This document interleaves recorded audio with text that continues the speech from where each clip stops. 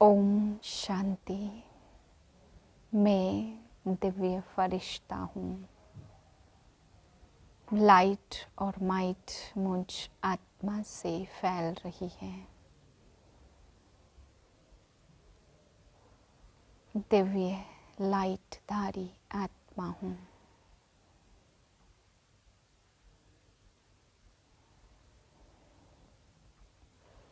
पाँच 1/2024 के महावाक्य हैं। अव्यक्त साइलेंस द्वारा डबल लाइट फरिश्ता स्थिति का अनुभव करो। आज का पुरुषार्थ, फरिश्ता स्थिति का अनुभव करने के लिए अभी अभी आवाज़ में आते, डिस्कस करते, कैसे भी वातावरण में रहते, सेकंड में सर्व संकल्पों को स्टॉप कर आवाज़ से परे न्यारे फरिश्ता स्थिति में टिक जाओ। अभी अभी कर्मयोगी, अभी अभी फरिश्ता अर्थात आवाज़ से परे। अव्यक्त साइलेंस की अनुभूति, यही अभ्यास लास्ट पेपर में विजयी बनाएगा। मीठे बच्चे, बाप समान रूहानी टीचर बनो। जो बाप से पढ़ा है वह दूसरों को भी पढ़ाओ। धारणा है तो किसको भी समझा कर दिखाओ। प्रश्न है, किस बात में बाबा को अटल निश्चय है? बच्चों को भी उसमें अटल बनना है। उत्तर है, बाबा को ड्रामा पर अटल निश्चय है। बाबा कहेंगे जो पास्ट हुआ ड्रामा, कल्प पहले जो किया था वही करेंगे। ड्रामा तुम्हें नीचे ऊपर करने नहीं देगा। परंतु अभी तक बच्चों की अवस्था ऐसी बनी नहीं है, इसलिए मुख से निकलता ऐसे होता तो ऐसे करते, पता होता तो यह नहीं करते। बाबा कहते बीती को चितवो नहीं, आगे के लिए पुरुषार्थ करो कि ऐसी कोई भूल फिर से ना हो। ओम शांति। रूहानी बाप रूहानी बच्चों को बैठ समझाते हैं। बाप खुद कहते हैं, जब मैं आता हूँ तो किसको भी पता नहीं पड़ता, क्योंकि मैं हूँ गुप्त। गर्भ में भी जब आत्मा प्रवेश करती है तो प्रवेश होने का मालूम थोड़ा ही पड़ता है। तिथि तारीख निकल न सके, जब गर्भ से बाहर निकलती है तब वह तिथि तारीख निकलती है। तो बाबा की प्रवेशता की तिथि तारीख का भी पता नहीं लगता। कब प्रवेश करे, कब रथ में पधारे, कुछ भी पता नहीं पड़ता है। कोई को देखते थे तो वह नशे में चले जाते थे। समझा कुछ प्रवेशता है या कुछ ताकत आई है। ताकत कहाँ से आई? मैंने खास कोई जप तप तो नहीं किया। इसको कहा जाता है गुप्त। मुख्य बात है मन मना भाव। बाप कहते, हे आत्माएं, तुम मुझ अपने बाप को बुलाती हो कि आकर पतितों को पावन बनाओ, पावन दुनिया बनाओ। बाप समझाते, ड्रामा प्लान अनुसार जब मुझे आना होता है तो चेंज जरूर होती है।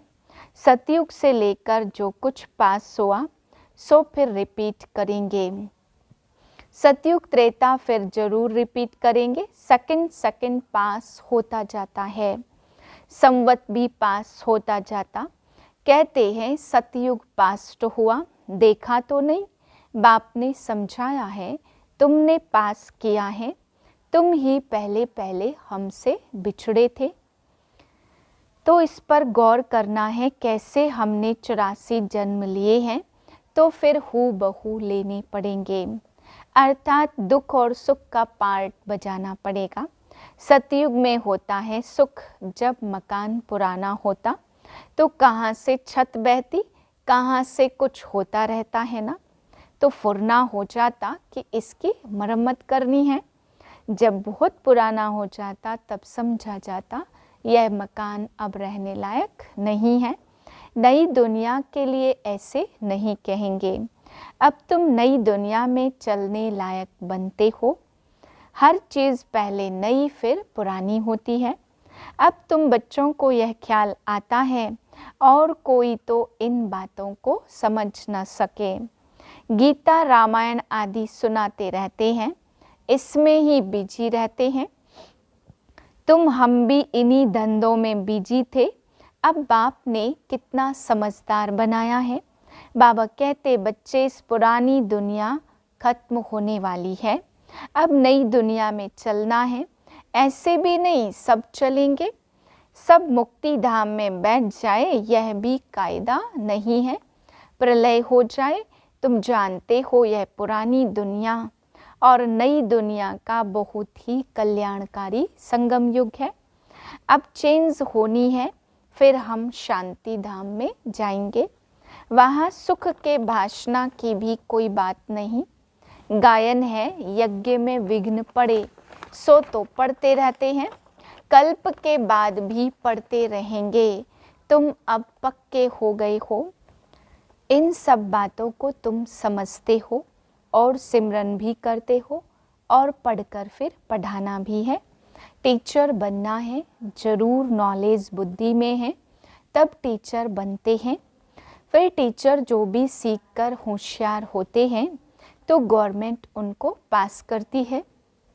तुम भी टीचर हो ना, बाप ने तुम्हें टीचर बनाया है। एक टीचर क्या कर सकते हैं, तुम हो सब रूहानी टीचर। तो बुद्धि में नॉलेज होनी चाहिए, ज्ञान तो बिल्कुल एक्यूरेट है। मनुष्य ने से देवता बनने का, अभी जितना तुम बाप को याद करते हो तो लाइट आती जाती है। मनुष्यों को साक्षात्कार होते रहेंगे क्योंकि आत्मा प्योर बनेगी। याद से ही किसको साक्षात्कार भी हो सकता है। बाप मददगार भी बैठा है ना, बाप हमेशा बच्चों का मददगार है। पढ़ाई में नंबरवार है, हर एक अपनी बुद्धि से समझ सकते हैं मेरे में कितनी धारणा है। अगर धारणा है तो किसको समझाकर दिखाओ। यह है धन, धन देते नहीं तो कोई भी मानेंगे ही नहीं कि इनके पास धन है। धन दान करेंगे तो महादानी कहेंगे। महारथी महावीर बात एक ही है, सब एक जैसे तो हो न सके। तुम्हारे पास कितने आते हैं, एक एक से बैठ माथा मारना होता है क्या। वो लोग अखबार द्वारा बहुत बातें सुनते हैं तो बहुत चमकते हैं, फिर जब तुम्हारे पास आकर सुनते हैं तो कहते हमने परमत पर क्या क्या किया। यहाँ तो बहुत अच्छा है, एक एक को ठीक करने में कितनी मेहनत लगती है। यह भी ड्रामा में पार्ट है।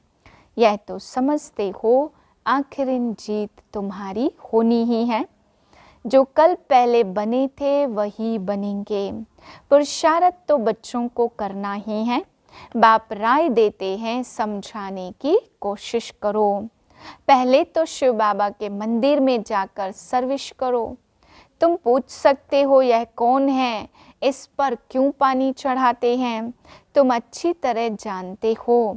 कहते हैं गई टांडे पर आग लेने और मालिक बनकर बैठ गई। यह दृष्टांत भी तुम्हारा ही है।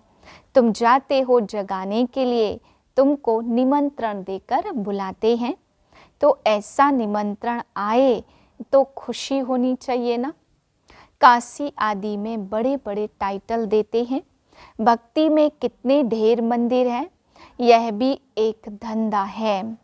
कोई अच्छी स्त्री देखी तो उसको गीता कंठ कराए आगे कर देते हैं, फिर जो कमाई होती है वह मिल जाती है कुछ भी नहीं। रिद्धि सिद्धि बहुत सीखते हैं। ऐसे स्थानों पर जाना चाहिए। तुम बच्चों को कभी शास्त्रार्थ नहीं करना चाहिए। तुमको तो जाकर बाप का परिचय देना है। मुक्ति जीवन मुक्तिदाता एक है, उनकी महिमा करनी है। वह कहते अपने को आत्मा समझ मुझे याद करो। बाकी मन मना भाव का अर्थ यह नहीं है कि गंगा में जाकर स्नान करो। माँ में कम का अर्थ है मुझ एक को याद करो। मैं प्रतिज्ञा करता हूँ मैं तुमको सब पापों से मुक्त करूँगा। जब से रावण आया है तब से पाप शुरू हुए हैं। तो ऊंच पद पाने का पुरुषार्थ करना है। पोजीशन के लिए मनुष्य रात दिन कितना माथा मारते हैं, यह भी पढ़ाई है, इसमें कोई किताब आदि उठाने की जरूरत नहीं है। 84 का चक्र बुद्धि में आ गया है, कोई बड़ी बात नहीं है। एक एक जन्म की डिटेल थोड़े बताते हैं। 84 जन्म पूरे हुए, अब हम आत्माओं को वापस घर जाना है। आत्मा जो पतित बनी है उनको पावन जरूर बनना ही है। सबको यही कहते रहो, मामेकम याद करो। बच्चे कहते हैं बाबा योग में नहीं रह सकते। अरे तुमको सम्मुख कह रहा हूँ, मुझे याद करो, फिर योग अक्षर तुम क्यों कहते हो?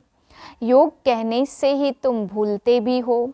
बाप को याद कौन नहीं कर सकता? लौकिक माँ बाप को कैसे याद करते हो? यह भी माँ बाप है ना, यह भी पढ़ते हैं। सरस्वती भी पढ़ती है ना। पढ़ाने वाला एक ही बाप है। तुम जितना पढ़ते हो फिर औरों को समझाते हो। बाप कहते हैं बच्चे शास्त्र पढ़ने जप तप करने से मुझे प्राप्त नहीं कर सकते हो। बाकी फायदा क्या है? सीढ़ी तो तुम उतरते आते हो। तुम्हारा कोई दुश्मन नहीं है। फिर भी तुमको समझाना है जरूर कि पाप और पुण्य कैसे जमा होता। रावण राज्य के बाद ही तुमने पाप करना शुरू किया है। ऐसे भी बच्चे हैं जिनको नई दुनिया पुरानी दुनिया क्या है यह भी समझाने नहीं आता। अब बाप कहते कि बेहद के बाप को याद करो, वही पतित पावन है। बाकी तुमको कहाँ भी जाने की जरूरत नहीं है। भक्ति मार्ग में सदैव पैर घर से बाहर निकलता था। स्त्री पति को कहते श्री कृष्ण का चित्र घर में भी है, फिर बाहर क्यों जाती हो? क्या फर्क है? पति परमेश्वर इसको भी नहीं मानते। भक्ति मार्ग में बहुत दूर दूर ऊंचा मंदिर बनाते हैं। जो मनुष्यों का भाव बैठे, तुम समझाते हो मंदिरों में कितना धक्का खाते हैं। यह एक रस्म पड़ी है। शिव काशी में तीर्थ करने जाते, परंतु प्राप्ति कुछ भी नहीं है। अब तुमको बाप की श्रीमत मिलती, तुमको कहाँ भी जाना नहीं है। पतियों का पति परमेश्वर वास्तव में वह एक ही है जिसको तुम्हारे पति काके मामे सब याद करते हैं। वह है पति परमेश्वर अथवा पिता परमेश्वर। वह तुमको कहते मामे कम याद करो तो तुम्हारे विकर्म विनाश होंगे। तुम्हारी ज्योत अब जग रही है तो तुम्हारे से मनुष्यों को लाइट देखने में आती। तो बच्चों का नाम भी बाला होना चाहिए। बाप बच्चों का नाम तो बाला करते ही हैं। इसमें भी जास्ती पुरुषार्थ कर आगे चले जाते। पुरुषार्थ बहुत अच्छा किया तो पुरानों से भी स्वदेश बच्ची समझाने में तीखी हो गई। सारा मदार पुरुषार्थ पर है, हार्ट फेल नहीं होना चाहिए। पिछाड़ी में आया तो भी सेकंड में जीवन मुक्ति पा सकते हैं। दिन प्रतिदिन ऐसे बहुत निकलते रहेंगे। ड्रामा में तुम्हारा विजय का पार्ट तो है ही। विघ्न भी पड़ेंगे और सत्संगों में विघ्न नहीं पड़ते हैं। यहाँ विकारों का हंगामा होता। गायन है अमृत छोड़ विष काहे को खाए। ज्ञान से देवी देवता धर्म की स्थापना हो जाती है। सतयुग में तो रावण राज्य हो न सके। समझानी कितनी साफ है। राम राज्य के बाजू में ही रावण राज्य दिखाया है।